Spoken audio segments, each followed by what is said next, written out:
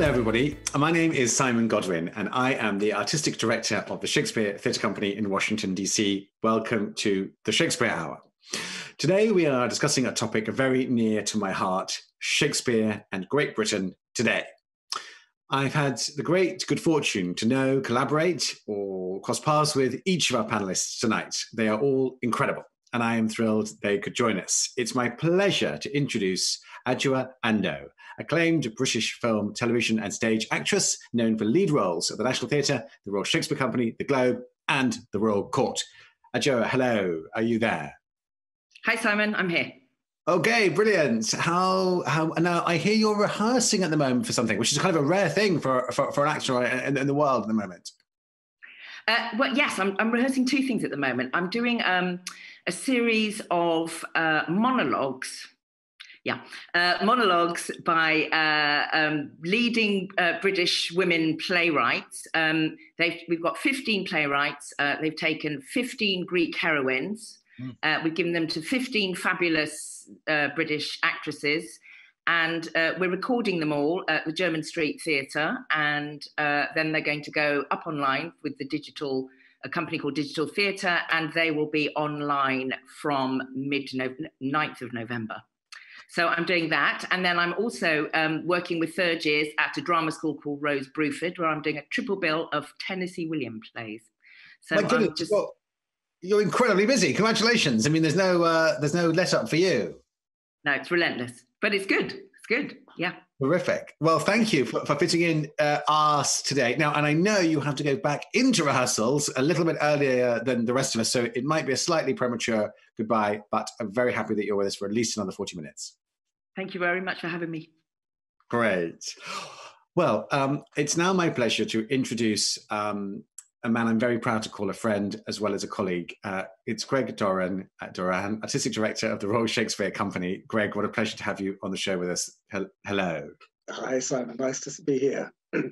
Well, the last time we saw each other, Greg, was, I believe, I think it was in London in March, just before everything happened. We had a very jolly cup of tea, I think, in central London. And then, well, the world changed. How are you, Greg?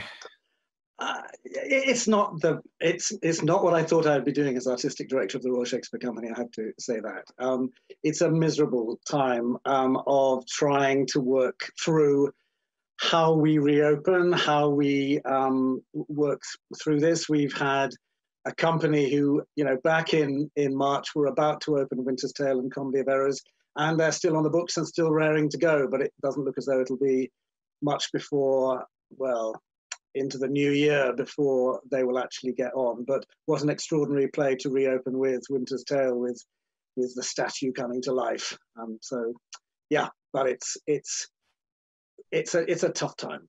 Yeah. I mean, can I ask, Greg, has there been any silver lining? I mean, any moments where you've gone, well, at least we can grapple with this in a new way, or think about that in an alternative? I think there have been. I mean, I think, as JFK once said, the Chinese characters for crisis are made up of two, representing danger and opportunity. And I think there is opportunity to reset, to rethink what it is that we are doing, what is our relationship, for instance, with our freelance workforce. I mean, how they have suffered very badly in the whole of this pandemic, and what are our responsibilities to them? How can we reset once we get back to, there's no new normal, but once we get back. Yeah. Well, thanks, Greg. And I think that image of the statue in the Winter's Tale, sort of waiting to return, is such a pregnant one for all of us, and a symbol of such hope through extremely challenging times. I'd now like to introduce Dr. Farah Karim-Cooper, Head of Higher Education and Research at Shakespeare's Globe, as well as an academic in her own right. Farah, hello. Welcome to the Shakespeare Hour. Thank you so much. It's so lovely to see you, and to see Greg and Adjoa as well. I'm reminded of what a small community the British theatre scene is after the vastness of America. Being in touch with all of you and how we've all overlapped, we've worked together, we've cross-pollinated, and it's great that the three guests know each other so well. Let me ask, if I may, briefly about the Globe. How its Globe, I believe, has been closed since March. How are things feeling there? How's morale? Similar to Greg? Yeah, very similar. I think it's the same for all theaters across Britain at the moment. And, you know, with staff on furlough and restructuring and all kinds of processes going on, it kind of takes your eye off the Shakespeare ball a little bit. And so we're trying to find a way to keep our eye on that ball at the same time. Fortunately, we've been able to continue our teaching, and we've become online teaching pros, which is great. And actually, what we've discovered out of this is the power of the digital platforms that we have at our disposal, and actually to reach people we would never dream of reaching before. So I think that's one silver lining for us.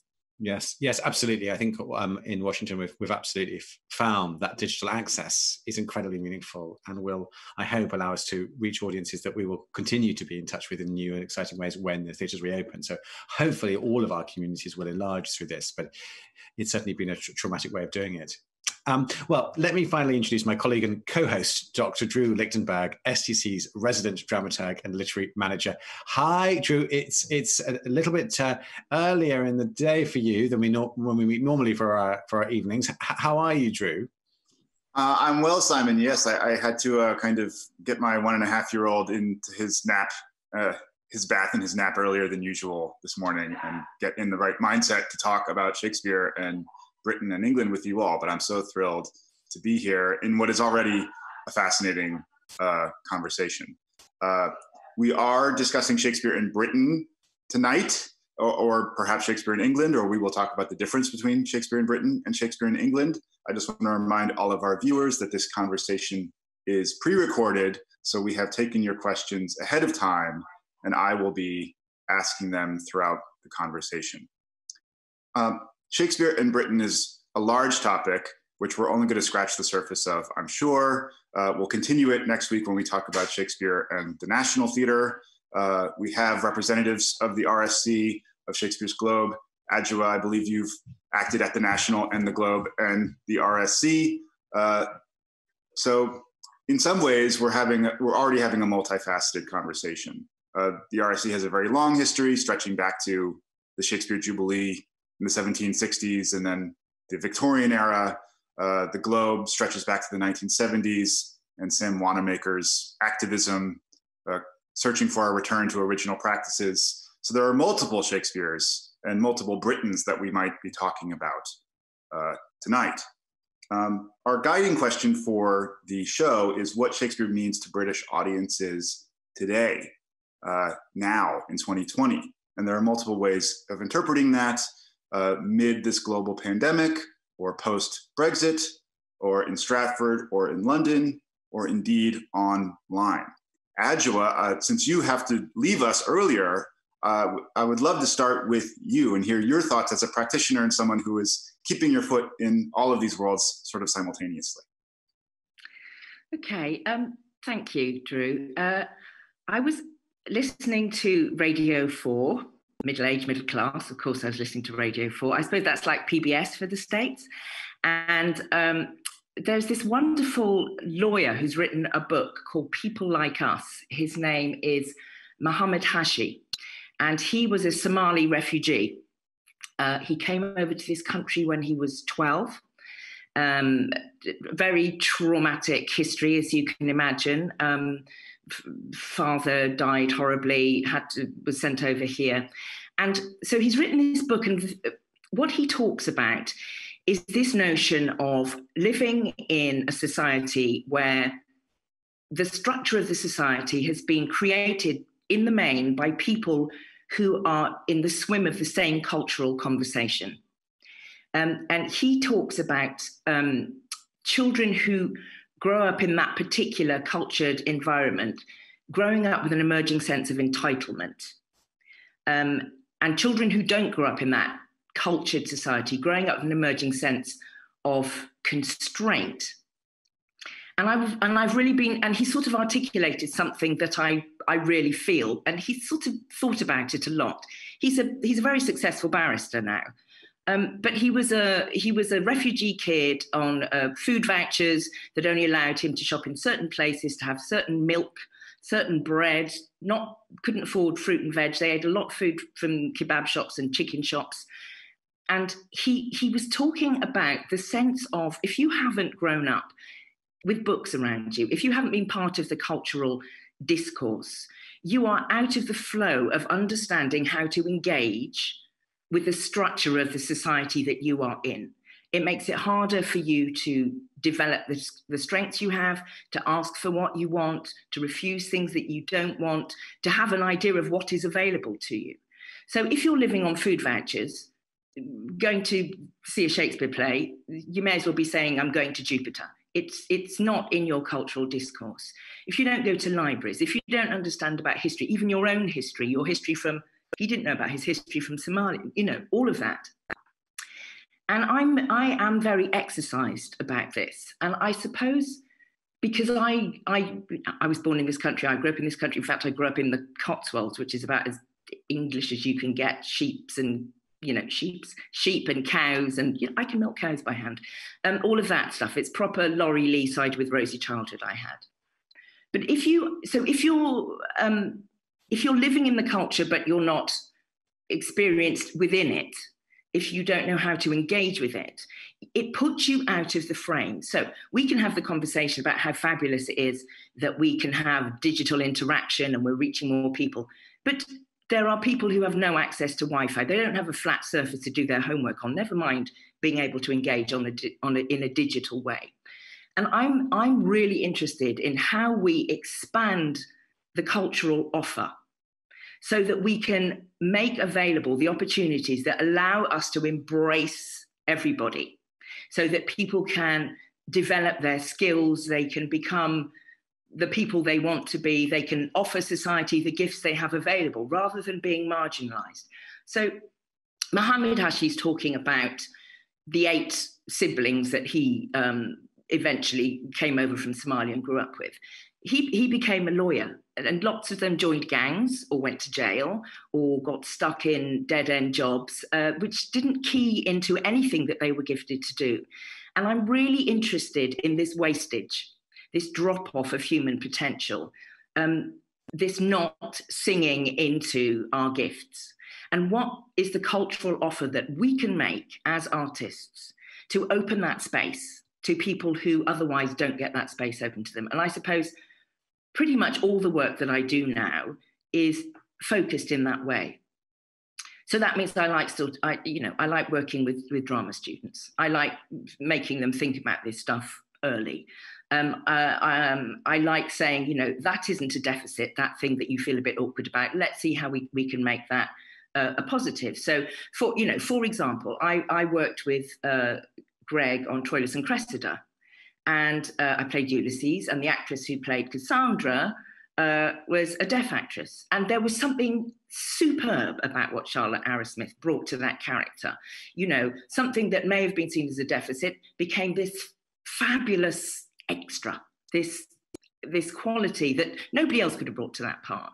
I worked at the Globe with Farah, and we did the first all women of colour Richard II, and I directed it and I played Richard, and we did it during Brexit when we were absolutely riven as a country, talking about what does it mean to be British?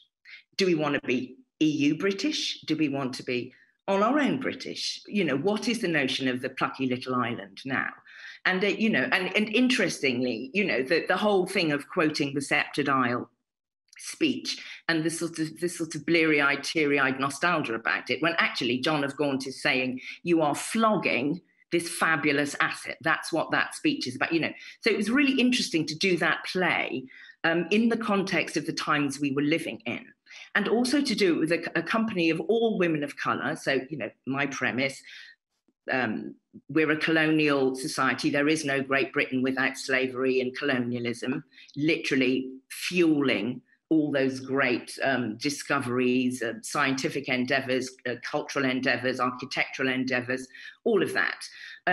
So let's have some of those people that were the fuel, but are never actually in the edifices of the culture, tell the story of the nation. And just as a thought experiment, see what it does.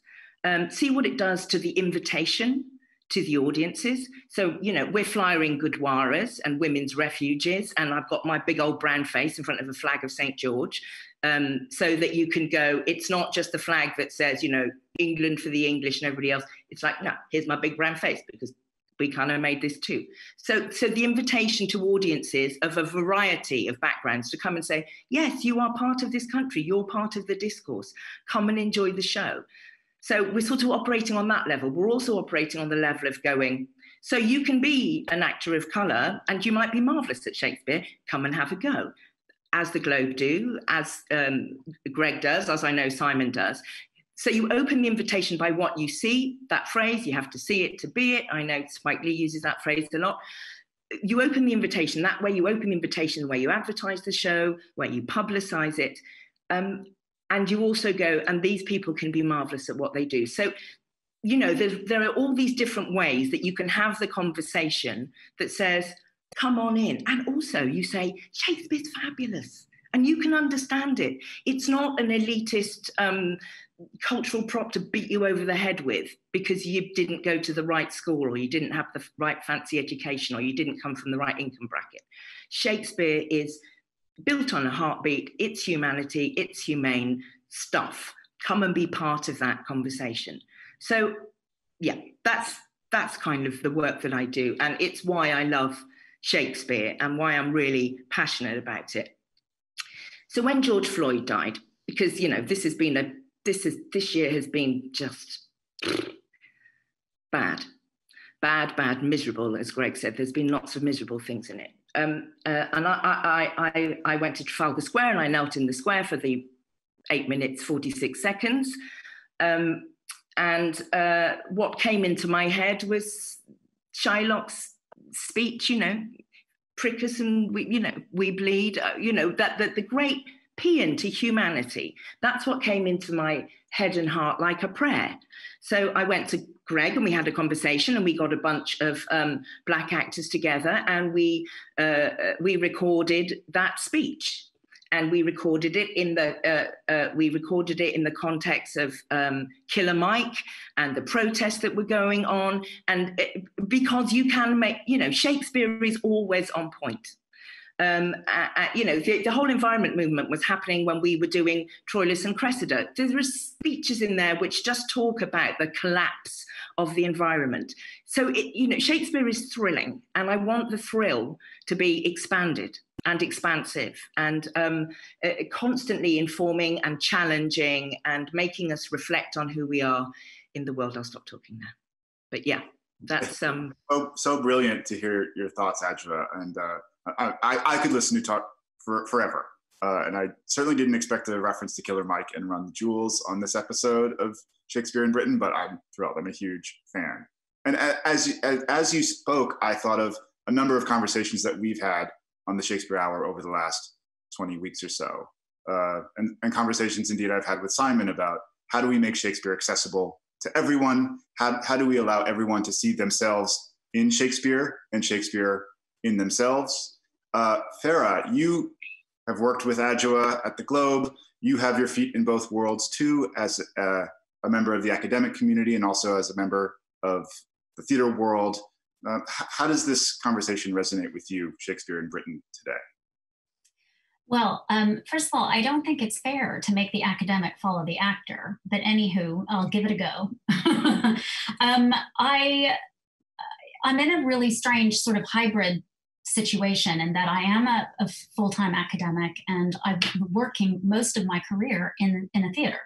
And so British audiences to me means a lot of things. It's not a homogeneous thing, first of all. And as Adjoa points out, that, that production that she did of Richard II really questioned the nature of what is British in the first place. So that's kind of my starting point as well. And so we have to think about what are those different audiences. So for me, students are a really big part of that question. And I want to talk a little bit about some of the students that I've worked with in the past. And I think that one of the questions I get asked a lot is, why should we study Shakespeare?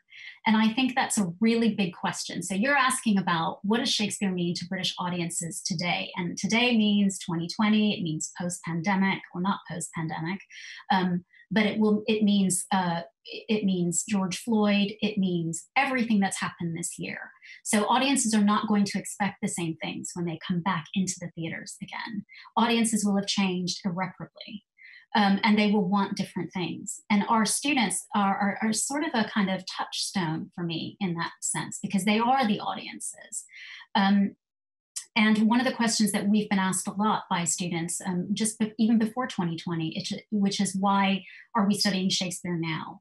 And I suppose the answer to that question Adjoa has already provided, which is that Shakespeare is accessible to all, and you just need to be able to find those roads and those pipelines into Shakespeare. What I discovered a few years ago when I started work on Shakespeare and race specifically, was that in this country, in terms of when I was looking for speakers to come and speak at my conference on Shakespeare and race, there were just a handful of scholars of color. And so that really speaks to the question of that cultural discourse that Adjoa was talking about, and that many, many people don't feel that they have access to Shakespeare. And that's true in terms of theater going as much as it is true in terms of studying Shakespeare beyond school. And so one of the things that I'm thinking about in this era and how we move forward is how we create a broader pipeline into the study of Shakespeare as much as the performance of Shakespeare, and how those two entities meet. So when I was introduced, you introduced me as doctor, which is great, but I'm a professor now. And the only reason I bring that up is because I'm one of only 2 professors of color in Shakespeare studies in the United Kingdom that's employed gainfully. So that's a really big deficit there as far as I'm concerned. So I think Britain has a lot of work to do in terms of providing access to Shakespeare. We have a lot of work to do. We seem to be the custodians, right? The Globe, the RSC, the national theaters that are seen as sort of icons of Shakespearean excellence, which is something that we have, it feels like a great weight sometimes. So that's work that we have to do. And so my question is to the rest of the panel as well, is what our audience is going to be asking from Shakespeare when they come back into the theater, or when they go back into the physical classrooms again? Because that to me is a bigger question. And how can we innovate through that change in audience expectations? There is always going to be a group of people who think that Shakespeare belongs to them, who think that they're entitled to Shakespeare, and that if we try to do Shakespeare slightly differently, then somehow Shakespeare is in danger of being canceled. Or I think there were a few headlines over the past few months about Shakespeare being prey to woke culture and that kind of thing, which diminishes Shakespeare and is insulting to Shakespeare. I could go on forever about this, so I won't. But so my answer to your question is basically, who are those audiences? Don't think of them as one entity, and how are they going to change, and what will we do in response to that change?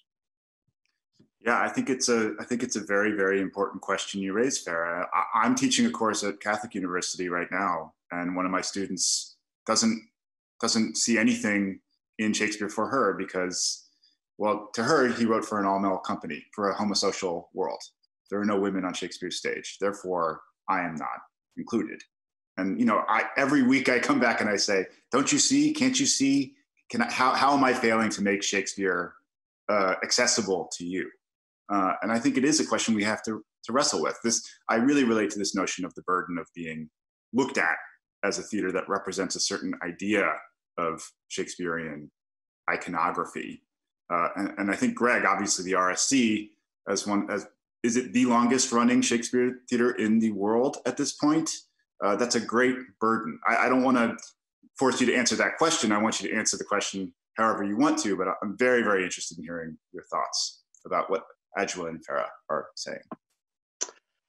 Well,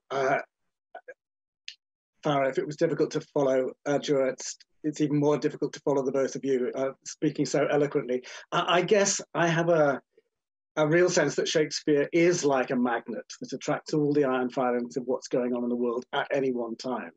And I often find going into to direct a production that if you go in having kind of decided what it's all about, the world will tell you different, and that somehow it will resonate and in a completely different way than you expected it to. Of course, for instance, this year, when the theatres closed on the 16th of March, we were, among other things, on tour in Newcastle upon Tyne, about to do our last week of a tour in Blackpool with Measure for Measure, As You Like It, and Turning of the Shrew. I directed the Measure for Measure, and a year before that, 2 years before that, I would never have thought that that play spoke so particularly to the present moment. It's the Me Too play, isn't it? Absolutely, quintessentially that. I think just going back to my sense of Shakespeare in this moment today and in this country, I find my own reaction to Shakespeare has changed absolutely profoundly because of my experience of the pandemic in a way that I simply wasn't expecting at all. I thought Shakespeare just continued in his own way, and you either found out about him or you didn't. But somehow I had never really anticipated what the nature of plague did to Shakespeare's writing, to the human psyche, what that actually does. So I found myself thinking a lot about how, if you take As You Like It, a play from the 1599, maybe one of the plays that opened the globe, a sense of a more confident world, and then only 4 years later or so, he's kind of slid downhill to Measure for Measure, which must be Shakespeare's farewell to comedy, if nothing else. And something has happened between those two poles, if you like. And that slide then continues in the early 1603, 1604, 1605, it plunges into the abyss of King Lear and Macbeth and Coriolanus, etc. And I had kind of assumed that Shakespeare was alert to a sense of division in society, whether that was what Ted Hughes called the tsunami of the Counter-Reformation that was piling like some great tidal bore into the haven that was England from continental Europe, and that somehow the divisions, the religious and political divisions of the country had led to that Jacobean sense of insecurity, of disquiet, of anxiety. Culminating in the Gunpowder Plot, so that there was that England's 9/11 moment was when the lords temporal and ecclesiastical, the entire royal family, were nearly wiped out in one explosion on November the 5th. Now, I had assumed that all of those tensions in society had led Shakespeare to reflect that in those plays. What I never assumed was that somehow in 1603, when plague hits, the theatres are closed for 18 months. We're all experiencing that. We're dealing with it in different ways. We've been closed for 7 months now and it feels hell.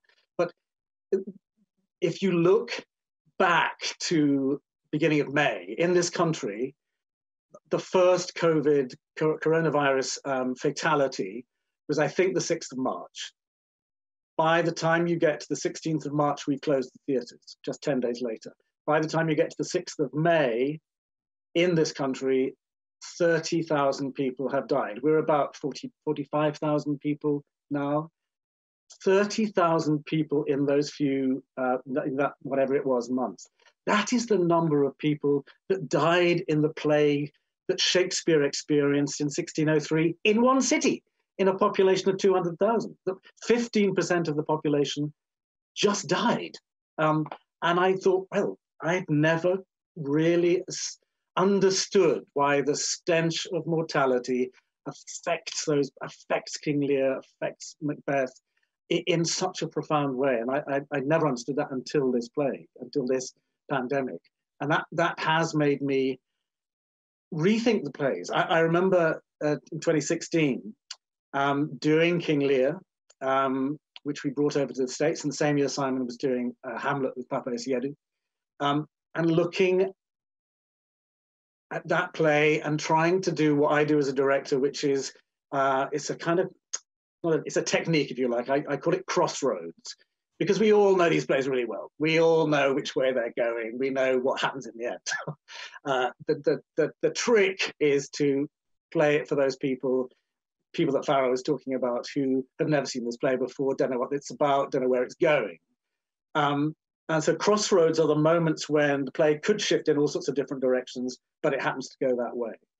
And the crossroads I came to in King Lear was the moment, a scene that I had actually not rehearsed and sort of not thought was there, which is an alarum, an excursion, one of those where great troops of people cross the stage. Well, it's the moment when Lear has been reunited with Cordelia, and with Kent is there, and Edgar sits his blind father under a tree and says, "Watch this battle." Well, I realized that at that point, it should work out well. The enemy are in disarray. It should work out that the play is a happy ending. Cordelia is reunited with her dad. Everything should work out well. And if you were an audience member watching it and had seen the earlier Lear play, that's what happened. If you were a student of history and you read the Chronicles, that's what happened. So you're expecting Lear to end well. And I had a profound sense, which has been made more profound by this pandemic, that what Shakespeare in rehearsal got to that point and picked up his script and kind of went, "This is hopeless. No, we've got to get rid of this. We've got to do this entirely new, entirely different. It can't work out happily. Look what's happening in the world. You can't apply the rules of drama to the world as it is at the moment." I have a profound sense that in a way that's what happened.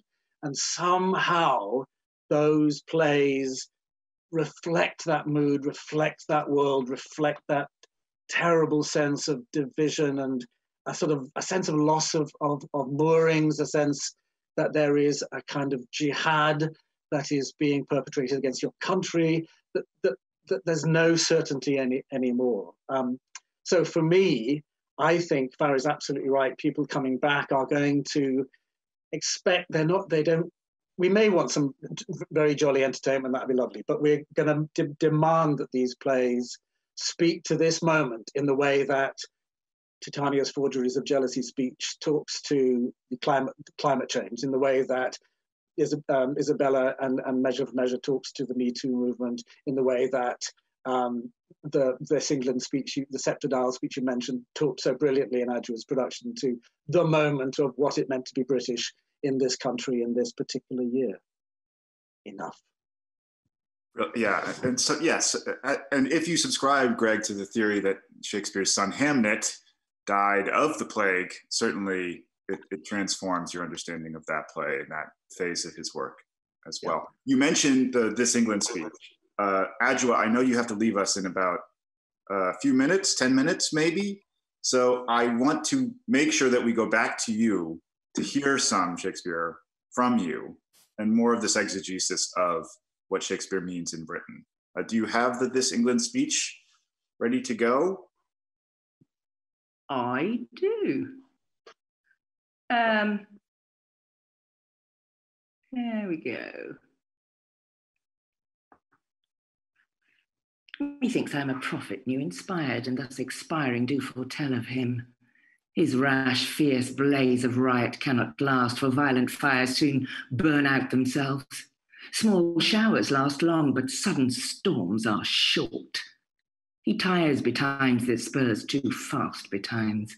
With eager feeding, food doth choke the feeder. Light vanity, insatiate cormorant, consuming means, soon preys upon itself. This royal throne of kings, This sceptred isle, this earth of majesty, this seat of Mars, this other Eden, demi-paradise, this fortress built by nature for herself against infection and the hand of war, this happy breed of men, this little world, this precious stone set in the silver sea, which serves it in the office of a wall or as a moat defensive to a house against the envy of less happier lands. This blessed plot, this earth, this realm, this England, this nurse, this teeming womb of royal kings, feared by their breed and famous by their birth, renowned for their deeds, as far from home for Christian service and true chivalry as is the sepulchre and stubborn Jewry of the world's ransom, blessed Mary's son. This land of such dear souls, this dear, dear land, dear for her reputation through the world, is now leased out, I die pronouncing it, like to a tenement or pelting farm. England, bound in with the triumphant sea, whose rocky shore beats back the envious siege of watery Neptune, is now bound in with shame, with inky blots and rotten parchment bonds. That England that was wont to conquer others hath made a shameful conquest of itself. How would the scandal vanish with my life? How happy then were my ensuing death. Yeah, and as you say, Adjoa, he is a sick man who is lying on his deathbed, seeing England devolve into this civil discontent, into arguably a stolen transfer of power or a bungled mismanagement. Simon, you have directed Richard II, so you know this play very well. What strikes me hearing it in full is the ambivalence of it, the love for England, and then the horror or the shame at seeing what it has become.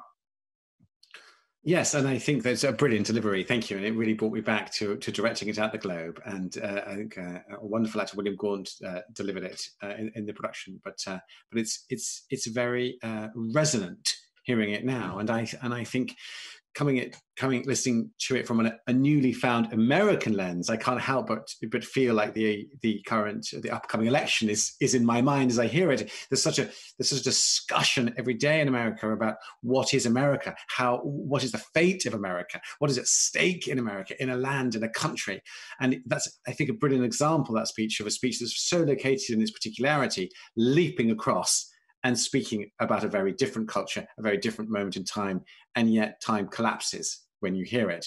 And I think there's a discussion perhaps we'll have in a moment about what is it that makes Shakespeare so uniquely flexible as a writer? What is it, what intrinsic thing what we see in his dramaturgy that allows him to do this shape-shifting miracle? And maybe Adjoa and Greg and Farah will speak to that in a second. Drew. Yeah, Adjoa, do you have any thoughts or responses before you have to leave us? Well, you know, every time I reflect on Shakespeare, I feel like God must have cleaved his head in twain and just put and sort of, right, it's coming, just keep writing. Because there is a level of genius and miracle to his writing, to be always on point. And I was really moved by what you were saying, Greg, about the notion of how we're all changed by this pandemic. And there is an openness and a curiosity in Shakespeare that I think all the best human beings have, an openness to experience and to the world. And you know, his reading of Plutarch and now on all their histories, and the detailed observations of how human beings are with each other, that means that we can all fall into Shakespeare. You can always find yourself in Shakespeare and the circumstances that you're in. And I think why he's always relevant is because you can take any situation of your life and place it next to a Shakespeare play, and it will be refracted and illuminated in some new way for you.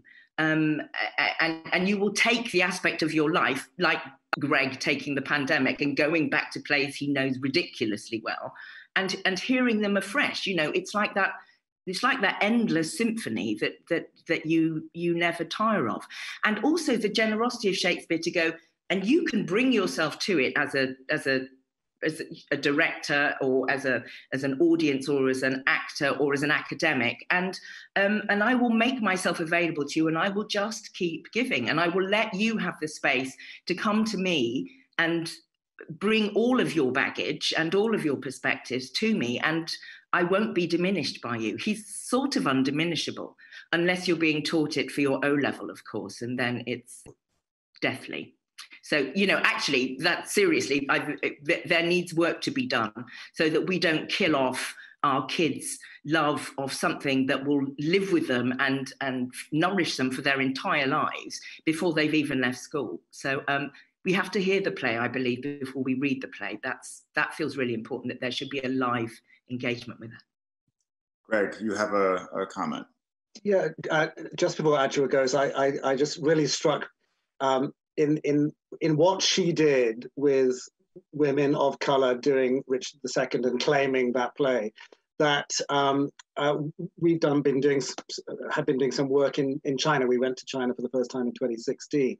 And while I was there, I was asking, you know, what's the situation of Shakespeare in China? When did it first get performed? How was it performed?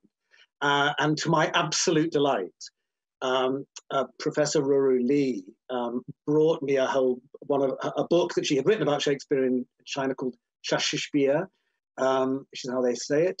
And in it, there is a photograph of an early production, well, early post-Cultural Revolution, in fact, in which the actors are wearing blonde wigs and prosthetic noses to look Western. And to me, that's kind of, it flips blackface and everything else completely on its head, and a sense that they felt in order to be doing it. I remember doing Shakespeare, Titus Andronicus in South Africa, and I remember us saying at the time, the problem is that some of the audiences coming are expecting it in wrinkly tights and starched vowels, and that somehow there is one way of doing Shakespeare. And I think all of the conversation we're having is about how you explode that and make it, as we like to say here in Stratford, that Shakespeare is for everyone, and we just have to make it accessible and available. I just wanted to make sure that Adjoa had heard about the prosthetic noses before she had to leave.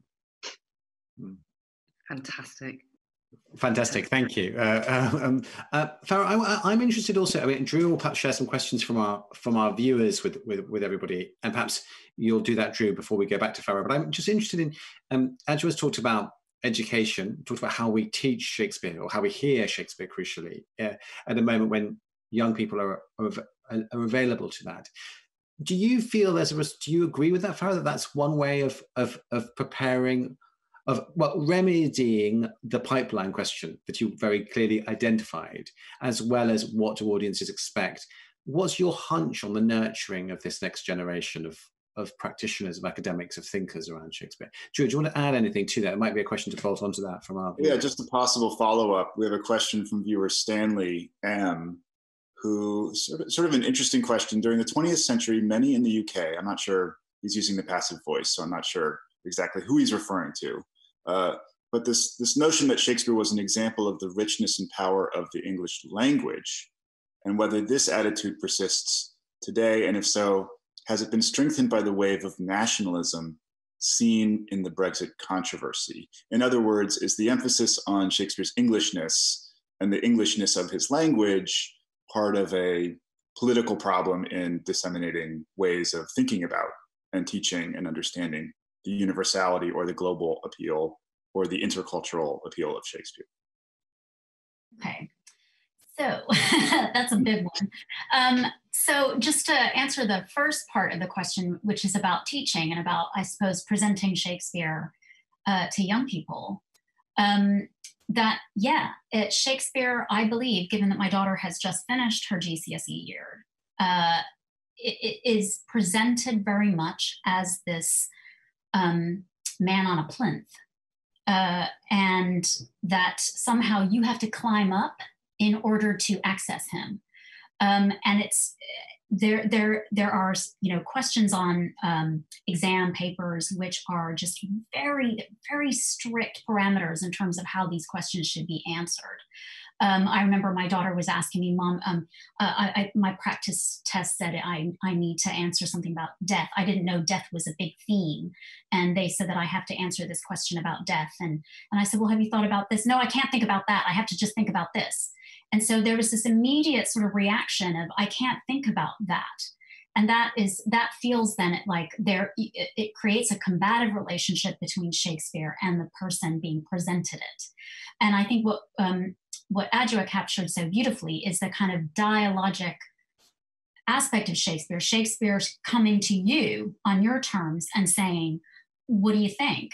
And actually, that's how I've always wanted to work with Shakespeare's text, is as a Pakistani American who was introduced to Shakespeare at 15 in Texas by my 9th grade English teacher through Franco Zeffirelli's film, basically. And I remember loving that film immensely, and also going, oh my God, you know, as a Pakistani, this story sounds really familiar. You know, this notion of living in this house where, I mean, that wasn't me, it was the reality of my grandmother. You know, you have to marry this person and you have to do this, and this has to be structured this way because of your position as a young girl. And I remember thinking, wow, how did Shakespeare know about Pakistanis when I was 15? So there is so much truth to this idea that you can find yourself in Shakespeare. And I think there are ways to tell students this. And I know that there's, you know, the RSC's been doing this with young people, and the Globe has been doing this with young people for years. And the key is about performance and unlocking something in the student themselves and what they can then find in Shakespeare through performance, through performing it.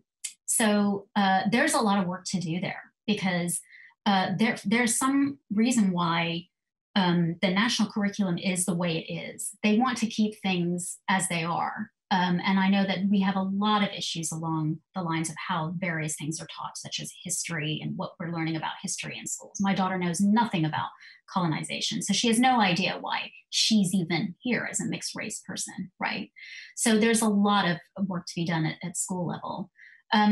Your question, Drew, is a much bigger question. I wonder if you could just run through it again, just so I have all the details of that question. Yeah, I mean, the gist of it was the association of the richness of Shakespeare's language with English nationalism. Shakespeare's, what we keep calling universality, or his accessibility, is something that makes him vulnerable to being co-opted by just about anybody. What's really interesting is that when you know, fascists and fascist regimes tried to co-opt Shakespeare. I think Adjoa is going. When fascist regimes try to co-opt Shakespeare, they're not very successful at it, because Shakespeare it seems as though almost the texts sort of wriggle out of that grasp to a certain extent.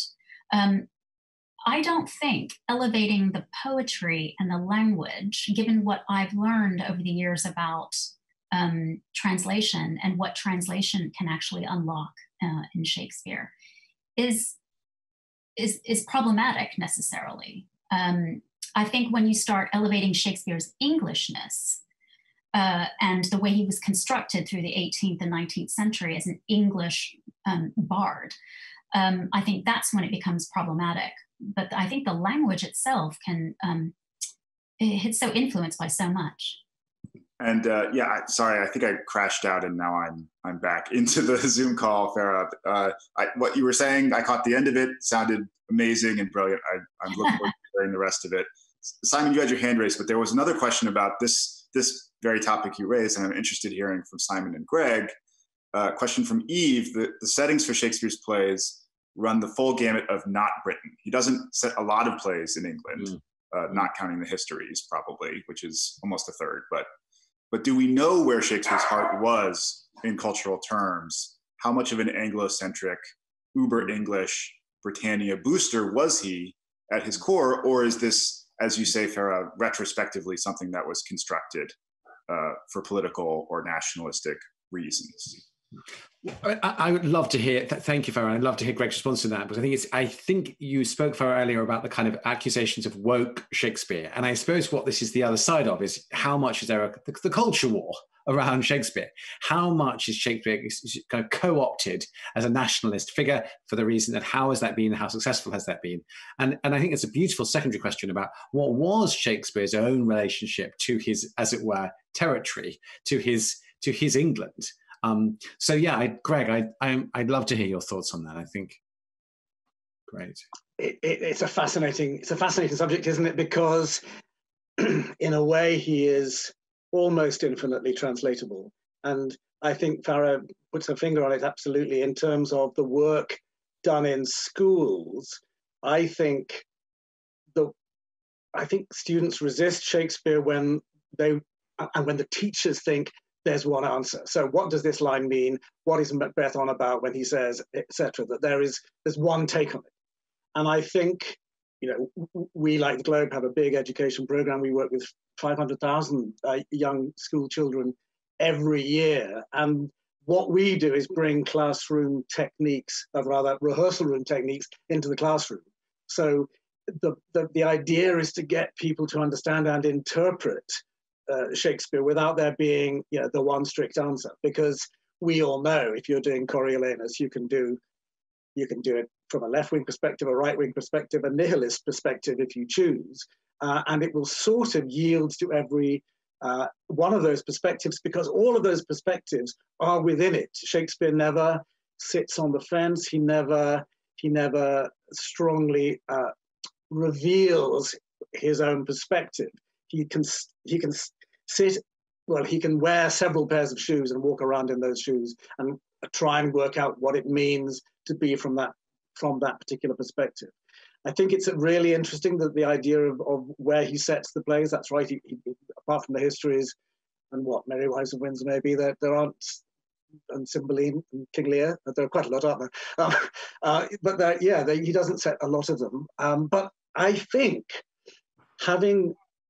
when he did all those history plays, I think having really sort of exploited English history and delved into it as much as he had done, and as irresponsibly perhaps as he had done, he was then able to go back to Roman history to talk about his own country. And I think a play like Julius Caesar becomes so fascinating because he is trying to describe what I think he is observing in his own country in the way that Ben Jonson does with Sejanus, but has to keep telling in the printed script. He has to keep telling the audience, "I didn't make this up. I know it sounds a bit like the 5th of November and the Catholic conspirators, but this is in Dio Cassius. That he claims that the metaphors that he is pulling out are entirely historical."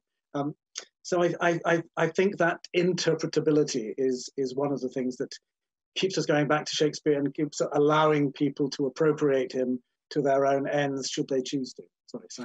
I'd like to leave with Farah and Greg as well, and Drew, forgive me because I know there might be other questions we'd love to hear from the viewers, but since we're together, I want to just dwell a bit longer on this question of history for a second, because here is the Globe that was established as an original practices venue originally, very much kind of reconstruction of how Shakespeare was done when he was first writing the plays. Greg, I know working at the RSC, audiences would often say to me, "Oh, why aren't you doing a period production? You're doing modern dress again." And there would always, perhaps from some people, be kind of, oh well, and they get on with it. And indeed, in Washington, I've had some very interesting chats with folks about going, when are we going to see it in period?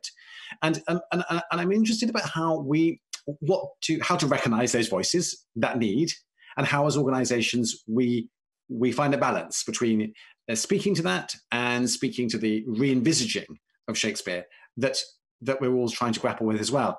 I don't know, Farah, whether I don't want to ask you to speak for the Globe, because of course you're affiliated with the Globe, you're not responsible for the Globe, but I'd love to hear a little bit about that, a little bit from, if I may, from Greg, Drew. And then, but is there another question, Drew, you'd like Greg and Farah to also think about while they're answering the first one? Well, I just want to say we are at the 50-minute mark of our chat already. So we're a little bit close to time. I feel like we've delved into a number of the questions, and we've touched on a lot of areas that a lot of questions have resonated with. But just returning to this thing about Britain Englishness, to me, it's interesting the way Shakespeare becomes British at the end of his career when James becomes king, and he starts writing these plays like Cymbeline and indeed Lear and the Scottish play that are set in a Great Britain instead of specifically in England. So I think Shakespeare's own relationship to his citizenship is an evolving or dialectical thing. But yeah, to your question, I think about staging, I think it's a really interesting one to end on, Simon, because yeah, so much of what we've been talking about is Shakespeare and how he is reinterpreted and how he is adapted in generational terms. Farah, you mentioned the Zeffirelli film. I think it's so important that each generation have their own jumping on point for Shakespeare. I may be dating myself, but it was the Baz Luhrmann film and then Shakespeare in Love.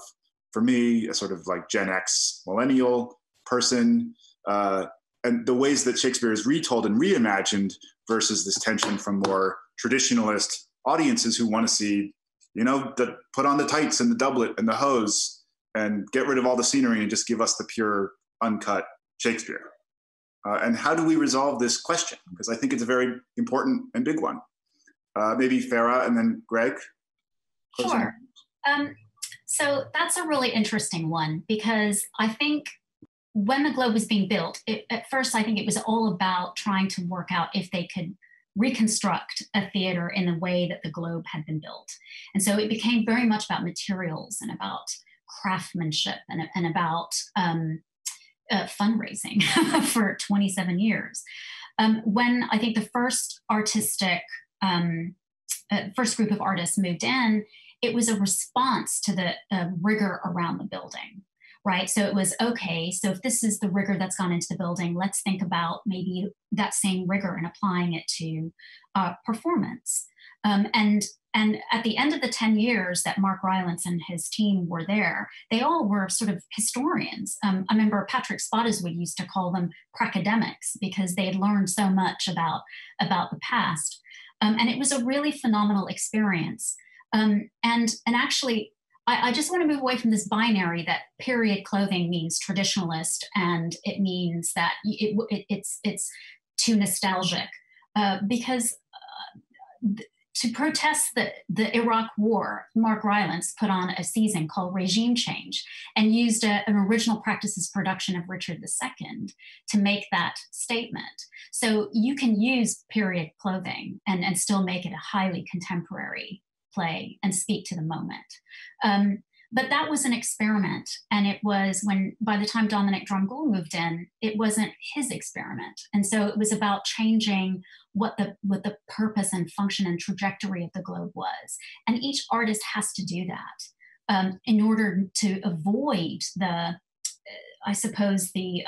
accusations that were made when they were reconstructing it, which was, oh, you're just going to build some nostalgic box, some museum theater, and it's not going to work, and it's not going to speak to the moment. And it's true that we might have done productions that didn't speak to the moment, but in essence, that's just a false equivalence. That's just not the case.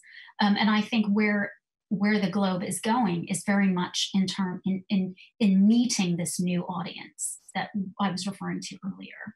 And that, I have a very good friend who teaches at the University of Texas in El Paso. His name's Ruben Espinoza. He's on the border there where a lot of things are happening, unpleasant things are happening. And he talks about teaching Shakespeare and social justice. And he says that we don't need to serve Shakespeare, but we need to find a way to get Shakespeare to serve us, meaning our moment, to speak in our moment. And that feels key to me. And I think that that's kind of a new direction for the Globe as well. But that's just my opinion. Well, and this is one of the beautiful things, Farah, about original or traditional staging, is that it is a kind of blank canvas. It produces this Rorschach inkblot kind of phenomenon that Greg was discussing, where Shakespeare is infinitely translatable, infinitely adaptable, infinitely flexible, maybe even ideologically undefinable, which is the root of what we're talking about here, that you can use him for all of these various purposes. I wonder, Greg, if you have more thoughts to end on. You're muted. I guess one of the things I realize is, of course, that Shakespeare was doing the plays in modern dress.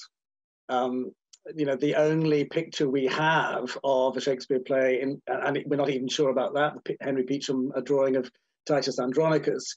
The common theory is that Titus is wearing a toga, so there's a kind of a token bit of Roman period costume. It isn't a toga; it's the candidatus that, having done the play, I know the line, but it's the mark of him as a candidate that he has been given to wear. So it is representing pretty much modern dress in my view.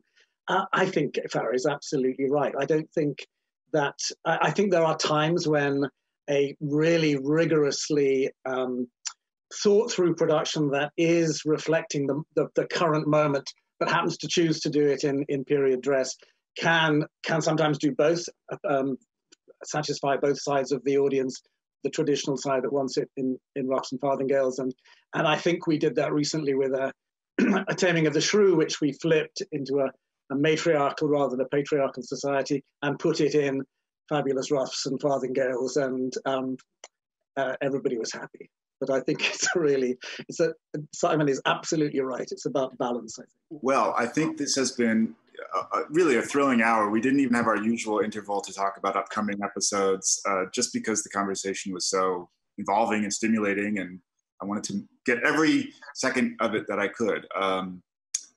Simon, I think... Yes, I mean, I agree. It's been terrific. Thank you so much, Adjoa, Greg, Farah. It's been wonderful.